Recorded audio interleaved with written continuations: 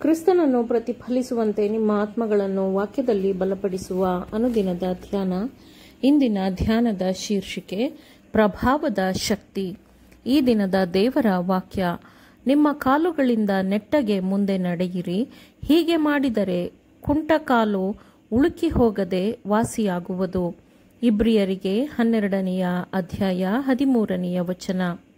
ನಾವು ಯಾರೊಂದಿಗೆ ಬೆರೆಯುತ್ತೇವೆಯೋ ಅವರ ಮೇಲೆ ನಮ್ಮ ಪ್ರಭಾವವು ಒಳ್ಳೆಯದಕ್ಕಾಗಿ ಅಥವಾ ಕೆಟ್ಟದಕ್ಕಾಗಿ ಎಷ್ಟು ಪ್ರಬಲವಾಗಿರುತ್ತದೆ ಎಂಬುದನ್ನು ನಾವು ಅರಿತುಕೊಳ್ಳಲು ಸಾಧ್ಯವಿಲ್ಲ. ನನ್ನ ಪ್ರೀತಿಯ ಯುವ ಸ್ನೇಹಿತರೆ, ನಿಜವಾದ ದೈವ ಭಕ್ತಿಯ ಸರಳತೆಯನ್ನು ನೀವು ಕಾಪಾಡಿಕೊಳ್ಳಿರಿ. ಅರುಣೋದಯದ ಹಾಗೆ ಆತನ ಹೊರಡೋಣವು ಸಿದ್ಧವಾಗಿದೆ ಎಂದು ನೀವು ತಿಳಿದುಕೊಳ್ಳಲು ನೀವು ಆತನನ್ನು ಹಿಂಬಾಲಿಸಿರಿ. ಆಗ ಆತನು ನಿಮ್ಮ ಸಹಾಯಕನೆಂದು ನಿಮಗೆ ತಿಳಿಯುವುದು.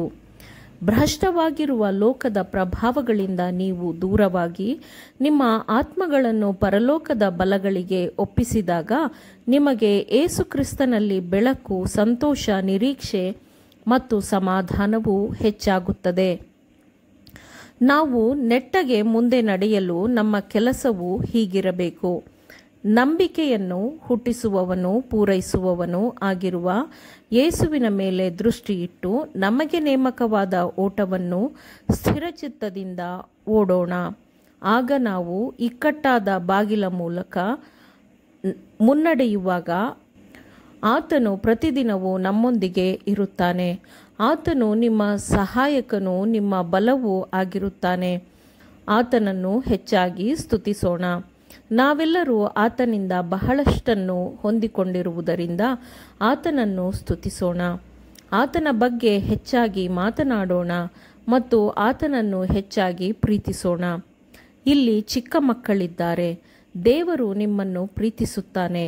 ಯೇಸುವು ತನ್ನ ಕೈಗಳನ್ನು ಮಕ್ಕಳ ಮೇಲೆ ಇರಿಸಿ ಆಶೀರ್ವದಿಸುತ್ತಾನೆ ಎಂದು ತಾಯಂದಿರು ಚಿಕ್ಕ ಮಕ್ಕಳನ್ನು ಯೇಸುವಿನ ಬಳಿಗೆ ಕರೆತಂದಾಗ ಶಿಷ್ಯರು ತಾಯಂದಿರು ಮಕ್ಕಳನ್ನು ಹಿಂದೆ ಕಳುಹಿಸುತ್ತಿದ್ದರು. ಅಂದು ಯೇಸು ಜನರಿಗೆ ಮುಖ್ಯವಾದ ಪಾಠಗಳನ್ನು ಹೇಳಿಕೊಡುತ್ತಿದ್ದನು. ಯೇಸುವಿಗೆ ಮಕ್ಕಳು ಮತ್ತು ತಾಯಂದಿರಿಂದ ತೊಂದರೆಯಾಗಬಾರದೆಂದು ಶಿಷ್ಯರು ಹಾಗೆ ಮಾಡಿದರು. ಆದರೆ ಯೇಸು ಶಿಷ್ಯರ ಮಾತುಗಳನ್ನು ಕೇಳಿ, ಮಕ್ಕಳನ್ನು ಬಿಡಿರಿ, ನನ್ನ ಹತ್ತಿರ ಬರುವುದಕ್ಕೆ ಅವುಗಳಿಗೆ ಅಡ್ಡಿ ಮಾಡಬೇಡಿರಿ, ಪರಲೋಕ ರಾಜ್ಯವು ಇಂಥವರದೇ ಎಂದು ಹೇಳಿದನು.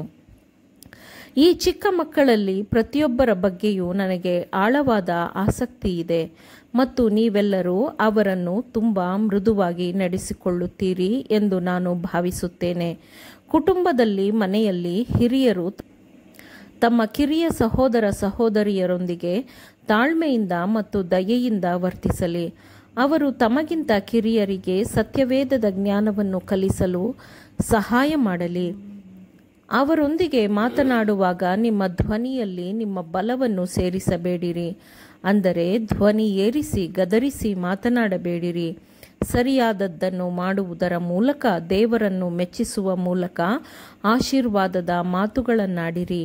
ನಿರಂತರವಾಗಿ ನೀವು ದೇವರ ಸಹಾಯವನ್ನು ಬೇಡುವಾಗ ಕಠಿಣವಾದ ಮತ್ತು ನಿರುತ್ಸಾಹದ ಮಾತುಗಳನ್ನು ಈ ದಿನ ಆಡಿದ್ದೇನೆ, ನಿರ್ದಯವಾದ ಕೆಲಸಗಳನ್ನು ಮಾಡಿದ್ದೇನೆ ಎಂದು ಸಂಜೆಯ ಪ್ರಾರ್ಥನೆಯ ಸಮಯಕ್ಕೆ ಒಟ್ಟುಗೂಡಿದಾಗ ಪಶ್ಚಾತ್ತಾಪ ಪಡಲು ನೀವು ಹಿಂಜರಿಯುವುದಿಲ್ಲ ಮತ್ತು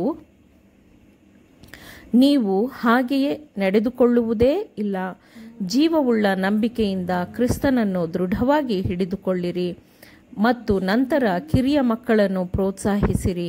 ಅವರು ಕೆಲವೊಮ್ಮೆ ತಪ್ಪು ಮಾಡುತ್ತಾರೆ ಮತ್ತು ಅವರು ಕೆಲವೊಮ್ಮೆ ದುಷ್ಕೃತ್ಯಕ್ಕೆ ಸಿಲುಕಬಹುದು. ಆದರೆ ನಿರುತ್ಸಾಹಗೊಳ್ಳಬೇಡಿರಿ. ಅವರನ್ನು ಸಾಧ್ಯವಾದಷ್ಟು ಶೋಧನೆಗಳಿಂದ ದೂರವಿಡಿರಿ ಮತ್ತು ದೇವರಿಗೆ ವಿಧೇಯರಾಗಲು ಅವರನ್ನು ಪ್ರೋತ್ಸಾಹಿಸಿ. ನಾವು ಧೈರ್ಯಶಾಲಿಗಳಾಗಿರುವಂತೆಯೂ ಮತ್ತು ನಾವು ಪರಲೋಕದ ಕಡೆಗೆ ಹಂತ ಹಂತವಾಗಿ ಮುನ್ನಡೆಯುವಂತೆಯೂ ನಮಗೆ ಸಹಾಯ ಒದಗಲಿ ಎಂದು ಮನೆಯಲ್ಲಿಯೂ ಸಭೆಯಲ್ಲಿಯೂ ದೇವರಿಗೆ ಪ್ರಾರ್ಥಿಸೋಣ. ಆಮೇನ್. ದೇವರ ವಾಕ್ಯಗಳನ್ನು ಶ್ರದ್ಧೆಯಿಂದ ಆಲಿಸುವವರು ಮಾತ್ರವೇ ಆಗಿರದೆ ಪಾಲಿಸುವವರೂ ಆಗಬೇಕೆಂದು ನಿಮ್ಮನ್ನು ಉತ್ತೇಜಿಸುತ್ತೇನೆ. ಪರಿಶುದ್ಧಾತ್ಮನ ಸಹಾಯದಿಂದ ಆಲಿಸಿದ ನಿಮ್ಮೆಲ್ಲರಿಗೂ ಧನ್ಯವಾದಗಳು. ಮತ್ತೆ ದೈನಂದಿನ ಧ್ಯಾನಕ್ಕಾಗಿ ನಾಳೆ ಸಂಧಿಸೋಣ. ಆಮೇನ್.